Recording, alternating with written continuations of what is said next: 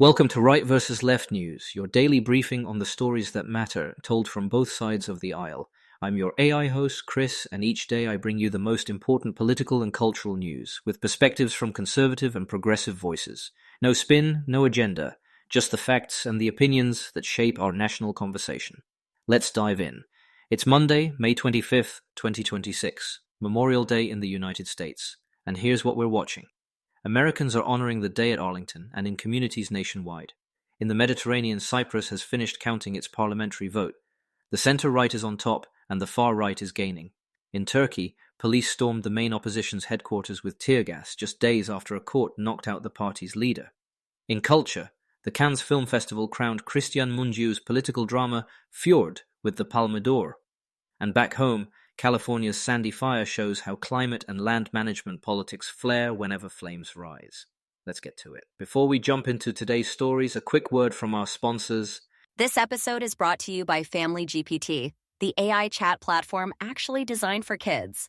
If your children are curious about ChatGPT but you're worried about what they might see, Family GPT gives you full parental controls, content filtering, and the ability to align responses with your family's values. Whether Christian, Muslim, Jewish, secular, and many more. Monitor every conversation, set usage limits, and let your kids explore AI safely. No ads, no data selling, complete privacy. Sign up free at familygpt.chat. Thanks to our sponsors for supporting Right vs. Left News. Now let's get to the headlines. Memorial Day's national observance is underway at Arlington National Cemetery, the wreath laying at the tomb of the unknown soldier, and remarks in the Memorial Amphitheater. The cemetery published today's schedule in advance, and the White House proclaimed this Memorial Day, Monday, May 25, 2026, a day of prayer for permanent peace, with flags at half-staff until noon and a national moment of remembrance at 3 p.m. local time. Coverage leading into the holiday highlighted candlelight and amphitheater tributes, tying into the semi-quincentennial theme running through this year's events. According to Arlington National Cemetery and the presidential proclamation, these ceremonies anchor the day's official program. On the right, outlets frame the day around honoring sacrifice and unity, praising solemn rituals, military traditions, and a message of national gratitude. You'll hear emphasis on law and order themes, support for military families, and pride in America at 250, with some commentators applauding the administration's staging and symbolism around the ceremonies. On the left, progressive outlets call for keeping Memorial Day non-political, and some have criticized recent presidential commemorations for blending solemn remembrance with campaign-style rhetoric. They argue the day should stay focused squarely on the fallen, not partisanship. From remembrance in Arlington to ballots in Nicosia. Voters in Cyprus just reset their parliament. Cyprus completed its parliamentary vote count overnight. Official tallies show the center-right Democratic Rally, known as DISY, winning the most votes and seats, while the far-right National Popular Front, ELAM, surged to become the third largest force. The result won't upend the presidency, which is separately elected, but it could reshape coalition math inside the 56-member House. Local and regional outlets also highlighted the entry of new anti-establishment movements. Conservatives read the results as part of a broader European backlash against establishment politics, especially on migration, crime, and cost of living pressures. Right-leaning commentary argues that mainstream parties ignored border control and national identity concerns, and sees ELAM's rise as voters sending a warning to Brussels about sovereignty and illegal migration. A DISY-led chamber, they note, could stiffen Cyprus's positions on energy and security in the Eastern Med. Progressive voices stress alarm over far-right momentum, warning of risks to minority rights and European democratic norms. They also point out that legislative gains by the far right don't directly change the government but could complicate policymaking.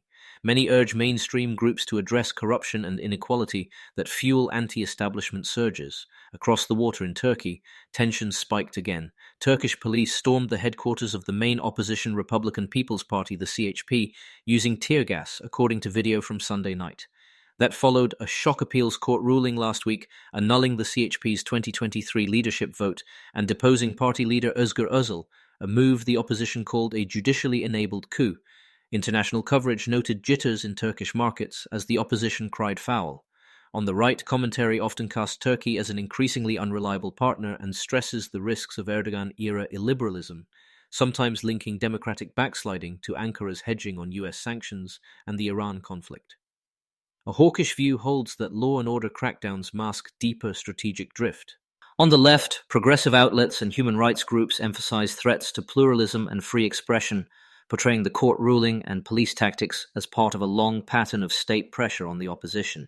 They call for EU and US officials to condition engagement on judicial independence and civil liberties. We'll be right back with more of today's news after this brief message. This episode is brought to you by Family GPT, the AI chat platform actually designed for kids. If your children are curious about ChatGPT but you're worried about what they might see, Family GPT gives you full parental controls, content filtering, and the ability to align responses with your family's values. Whether Christian, Muslim, Jewish, secular, and many more. Monitor every conversation, set usage limits, and let your kids explore AI safely. No ads, no data selling, complete privacy. Sign up free at Family GPT Chat. Thanks again to our sponsors. Now back to the news. At Cannes, cinema's top prize, the Palme d'Or, went to Cristian Mungiu's Fjord. Described as a political drama, the win added a cultural flashpoint to a news cycle otherwise dominated by geopolitics. On the right, cultural critics often argue that major European festivals reward films with overtly political, left-leaning themes, seeing Cannes as a bellwether of elite tastes. They call for judging on craft over messaging, and for widening the lens to more commercially minded or apolitical films. On the left, progressive reviewers celebrate Cannes' willingness to platform challenging political cinema, praising bold storytelling about power, corruption, and social fractures. The case for festivals, they say, is to back difficult art that might struggle in purely commercial markets. Back in the United States, a perennial policy fight lights up whenever wildfires do.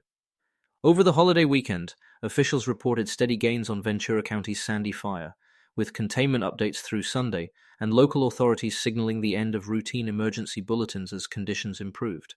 Regional air quality advisories warned of smoke impacts, and local outlets tracked school closures and staggered repopulation in affected neighborhoods. Climate desks and state agencies laid out how heat, wind, and drought prime the area, and how quickly conditions can flip. Conservatives typically emphasize forest management, more thinning, prescribed burns, hardening infrastructure, and quicker project approvals, and warn against using any one fire as a catch-all case for sweeping climate regulation. Some right-leaning economic commentary ties energy costs and permitting to broader resilience, arguing that cutting red tape does more than rhetoric to protect communities. Progressives focus on climate change as a fire force multiplier. Hotter, drier conditions and wind patterns turning small ignitions into fast-moving events. They push for emissions cuts, stronger building codes, and worker protections for firefighters and outdoor labor, alongside science-based land management. Public health agencies stress air quality risks and the need for long-term adaptation. A quick recap.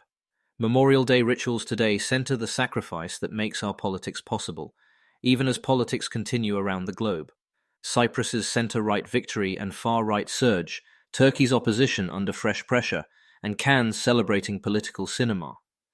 Back home, California's wildfire season has arrived early, reigniting debates over climate management and cost of living. We'll keep tracking it all, so you can make up your own mind, with facts on both sides of the argument. That's it for today's episode of Right versus Left News. Remember, understanding both sides isn't about picking a team, it's about being informed. Subscribe wherever you get your podcasts, and join us tomorrow for another balanced look at the day's biggest stories. Until next time, stay curious and stay informed.